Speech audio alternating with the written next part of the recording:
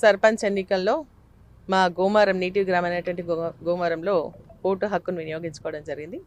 స్థానిక సంస్థల్లో సర్పంచ్ చాలా కీలకమైనటువంటి పదవి.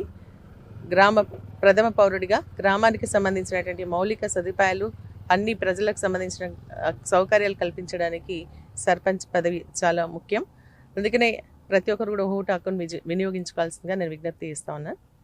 మరి ముఖ్యంగా ఏంటంటే స్థానిక సంస్థల ఎన్నికలు అనేవి జనరల్గా జరిగిపోతూ ఉంటాయి. కానీ ఈ కాంగ్రెస్ పార్టీ ఇప్పుడు అధికారంలోకి వచ్చిన తర్వాత దౌర్జన్యంతో మరి అదేవిధంగా అమానుషంగా ఓటర్స్ని భయపెట్టి బెదిరించి మాకు ఓట్లు వేయండి, లేకపోతే మీకు పెన్షన్స్ బంద్ చేస్తాం, లేదంటే మీకు వచ్చేటువంటి ఇండ్ల బిల్లులు బంద్ చేస్తామని చెప్పేసి మరి బెదిరించడం జరుగుతూ ఉంది.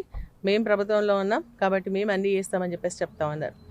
నేను చెప్తా ఉన్నాను ఏంటంటే ఈ దౌర్జన్యం ఎక్కువ రోజు లాగదు. ఎందుకంటే ప్రజలందరూ కూడా గమనిస్తూ ఉన్నారు. 2 సంవత్సరాల్లో కాంగ్రెస్ పార్టీ అధికారంలోకి వచ్చిన తర్వాత ఒక చిన్న పని కూడా చేయలేదు.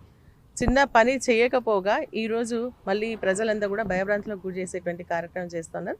ఇది ప్రజాస్వామ్యాన్ని కూని చేసినటువంటిది. ప్రజాస్వామ్యంలో ఇది మంచి పద్ధతి కాదు అని చెప్పేసి